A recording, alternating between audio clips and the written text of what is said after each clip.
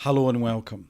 Well, much has been written and said about the recent speech by Mark Carney, the PM of Canada, at Davos recently. Much has been written and said about that speech because much of it was really a kind of rebuke to Donald Trump. Of course, the rebuke being about Greenland. People have been jumping with joy, applauding at Carney's boldness and how articulate he was. But is that the full story? Well, what I thought we would do is delve in. Now, we're going to look at some snippets of the speech, but important to say, and I'll highlight those bits and pieces, there are things in the speech that I agree with. But I have to say, that's the point. That's what he's up to. That's what this is about. There's an element of the Trojan horse to the speech. There's an element of the Trojan horse to this guy. I was just saying recently, we've got to be careful who we vote for, who we follow, who we fall in love with, because sometimes it's the wrong person. Sometimes we're so desperate, bereft of decent leadership as we are in the UK, or angry as some people are in the US about Donald Trump, that it's like almost anyone else is better. But be careful what you wish for. So let's begin by looking at the beginning, well, near the beginning of Mark Carney's speech. It seems that every day we're reminded that we live in an era of great power rivalry, that the rules-based order is fading, that the strong can do what they can and the weak must suffer what they must. And this aphorism of Thucydides is presented as inevitable. So, first of all, I thought I'd put this in because Mark is, I'll come back to why Mark is doing what he's doing. Primary reason. But before we get there, Thucydides has been called the father of the school of political realism. A Greek and someone who was a general and an historian. So, political realism, which views the political behaviour of individuals and the subsequent outcomes of relations between states as ultimately mediated by and constructed upon fear and self-interest.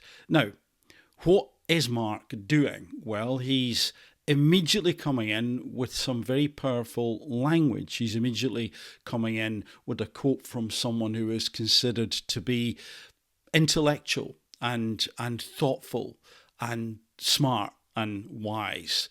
So it's a very conscious, a very deliberate way of beginning his talk because, of course, it is very different from Donald Trump. And make no mistake, Mark Carney knows exactly what he's doing. He doesn't lack the IQ points. But whose side is he on? Well, let's continue. As the natural logic of international relations reasserting itself.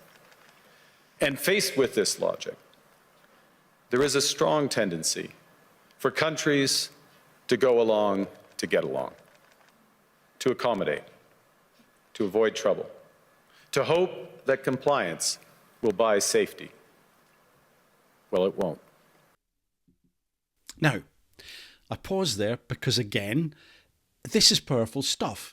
This is Mark doing the equivalent of the salesman's sort of yes set. Like, it's hard to disagree with this stuff. It's like, yeah, oh wow, that's powerful. That's quite the sentence. So to hope that compliance will buy safety, well, it won't. So this speaks to many things. It speaks to the individual. It speaks to just conforming because the bully says that you should do, and maybe you'll be safe if that's the case. So again, very clever, very powerful, well thought through. But we must continue. So what are our options? In 1978, the Czech dissident Václav Havel, later president, wrote an essay called The Power of the Powerless. And in it, he asked a simple question: how did the communist system sustain itself? And his answer began with a greengrocer. Every morning, this shopkeeper places a sign in his window: "Workers of the world unite." He doesn't believe it. No one does. But he places the sign anyway to avoid trouble, to signal compliance to get along. And because every shopkeeper on every street does the same, the system persists. Not through violence alone, but through the participation of ordinary people in rituals they privately know to be false. So, just to repeat part of that, and because every shopkeeper on every street does the same, the system persists.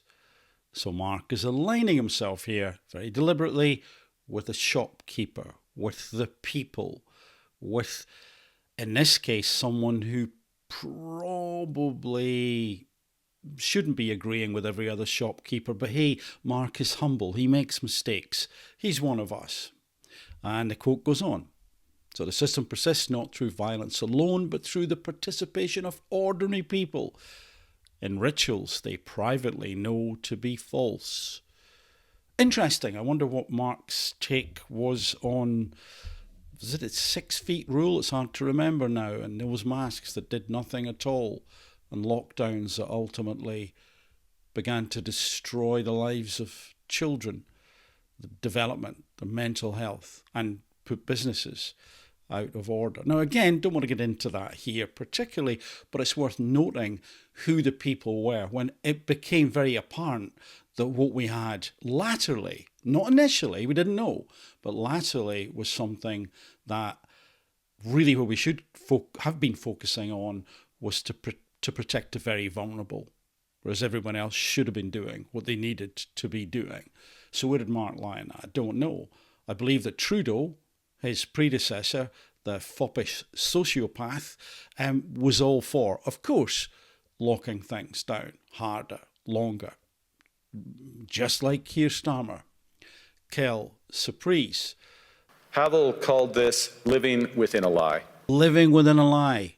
Let's say almost invisible prison to live within the lie. Because maybe he's going to spin us another lie. When even one person stops performing, when the greengrocer removes his sign, the illusion begins to crack.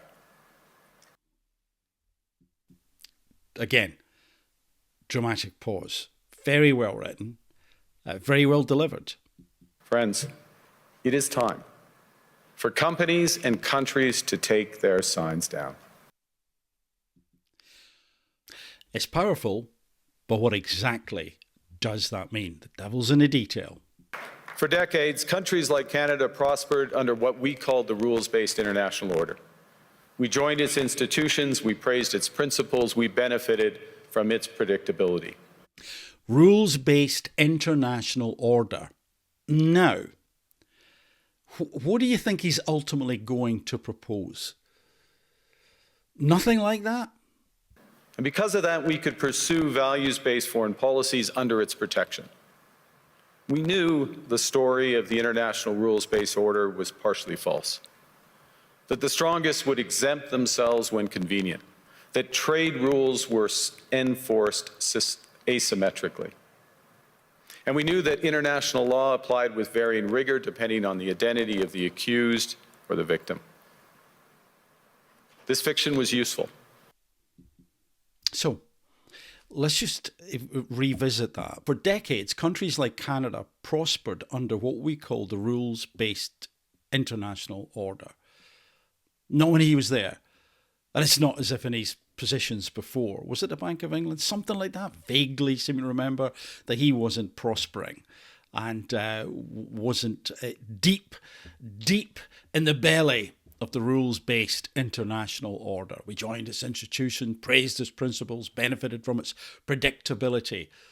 And it still is predictable, I would suggest. It still is predictable. We're seeing its predictability unfold right now in the middle of this speech. And because of that, we could pursue values-based foreign policies under its protection. We knew the story of the international rules-based order was partially false. We knew it. But that was then. This is now. It's all different now. So those were the bad people. And I wasn't the PM. Ignore what I was involved in, but never mind. That the strongest would exempt themselves when convenient. Yes, true, exactly. We've seen that, but it's different now. That trade rules were enforced asymmetrically. So there was a weighting, a misbalance. It favoured some. And we knew that international law applied with varying vigour, depending on the identity of the accused or the victim. Absolutely. I mean, great he's saying it, but this is, unfortunately, I believe, a case of just reeling people in a little bit. So I'm going to tell you what you probably suspected was going on. I knew about it, we knew about it, you kind of knew about it, so I'm going to say it. So I'm the good guy. This next line is great.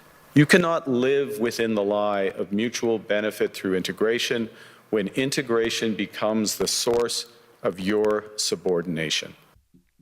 I mean, it is a marvellous line. And we are no longer just relying on the strength of our values, but also the value of our strength. Just listen to that.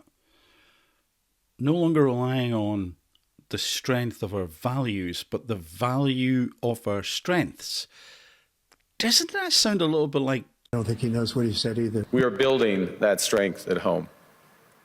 Since my government took office, we have cut taxes on incomes, on capital gains and business investment. We have removed all federal barriers to interprovincial trade. We are fast-tracking $1 trillion of investments in energy, AI, critical minerals, new trade corridors, and beyond. We're doubling our defense spending by the end of this decade, and we're doing so in ways that build our domestic industries. The whole thing about strengthening and developing and defense, well, that's sovereignty, isn't it? It's focused on one's own nation. I'm not criticizing it. I'm just pointing out that isn't this what Donald Trump, well, that's his big message. However, again, perhaps the main issue, the main sticking point has been Greenland. But this seems to be much more than that. This is Mark laying out what he's been doing. It's interesting. And we are rapidly diversifying abroad. We've agreed a comprehensive strategic partnership with the EU, including joining SAFE, the European Defence Procurement Arrangements. So, EU, again, globalist approach. We have signed 12 other trade and security deals on 4 continents in 6 months. Wow, that's a lot. Who would that be with, Mark? The past few days, we've concluded new strategic partnerships with China. China? Oh, okay. All right. And Qatar. We're negotiating free trade pacts with India, ASEAN, Thailand, Philippines, and Mercosur. So pretty wide. Now, what I want to do here is jump to an alternative perspective on this stuff. This is a quote, some quotes from Harsha Walia. This is on Instagram. And I think it's interesting how she approaches it. So, reading from a couple of bits she's written, since so many people are fangirling over Carney's supposed historic speech in Davos, I want to offer an alternative reading. This is not left cynicism, but a sober reading of imperial positioning in this moment. And so, she goes on to say, Carney squarely positioned Canada as a middle power. Yes, he did. Now, leaving aside whether Canada is a middle power or a dominant power, ask Haitians, interesting, this is basically a junior imperialist partner feeling threatened, especially in a highly uncertain and increasingly real or perceived multipolar world. This is not the speech of someone who's actually standing up to US imperialism, just to the naked bullying of US imperialism that Canada has historically benefited from. Isn't that interesting? His speech was an attempt to reposition liberalism as a counter to fascism. Even as Carney talks about the dead rules-based international order and American hegemony, this is not a blow to liberalism itself or to the imperialist international legal order. In fact, it is an attempt to resuscitate it and the elite liberal ruling class. In the face of glaring American nationalism and America first and MAGA politics, in this sense, he is positioning himself, as many EU politicians long have, in relationship to the reactionary far right. Now, she's mentioned the liberal elite, so let's just look at Wikipedia, because I think this is quite a good summary. Also referred to as the metropolitan elite or progressive elite. It's a term used to describe politically liberal people whose education has traditionally opened the doors to affluence, wealth and power, and who form a managerial elite. It is commonly invoked pejoratively with the implication that the people who claim to support the interests of the working class are themselves members of the ruling classes and are therefore out of touch with the real needs of the people they say that they support and protect. And then in addition to that critique, I thought we should look here to this article, The Performance of Ritual, the Hypocrisy of Carney's Davos speech.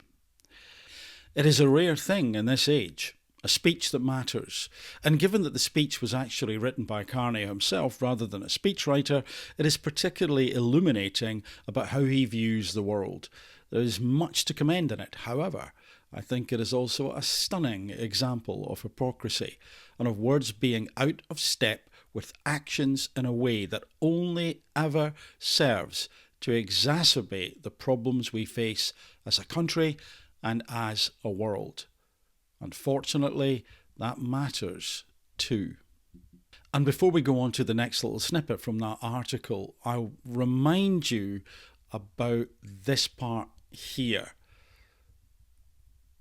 So we talked about Havel's discussion about the communist system persisting, the greengrocer, remember?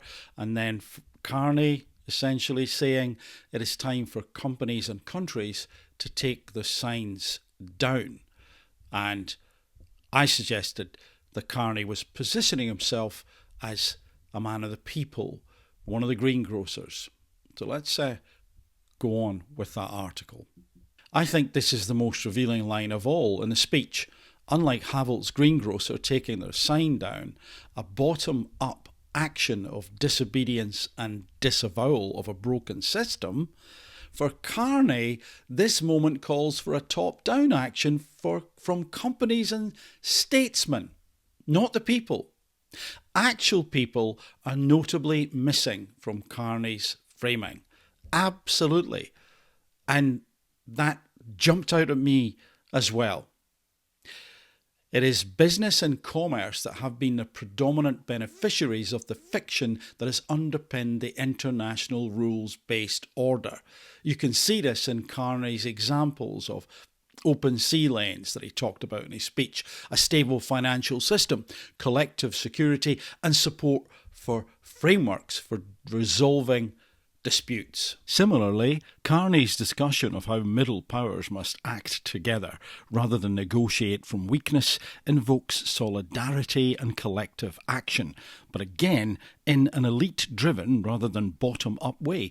Indeed, to talk of collective action is rich from the leader of a government that was quick to crack down on strikes and on workers' collective power last year. Surface on picket lines marked by tired feet and a demand for something better. We're striking to keep good service and to keep good jobs. We will be here until we win. Years of built-up frustration spilling into the streets from coast to coast. A chorus of unrest grounded flights, slowed mail delivery, and emptied out classrooms in Alberta. We're in a place where we've got a broken system. It's sick. It's been death by 1,000 budget cuts. The summer of labour unrest begins on August 16th, with more than 10,000 Air Canada flight attendants walking off the job for 3 days. In this, and in many other ways, the speech is riven by contradictions between words and deeds. While Carney spoke of sovereignty in the speech, his government has pursued domestic resource extraction policies that approach First Nations in a way that First Nation Chief Craig Noochtai, I hope I've got that right, described as subjugation. Now what have we got? He's sort of saying, We're here to help. Are they? Or are we just seeing a replacement? If this comes to pass, are we just seeing a wolf in sheep's clothing?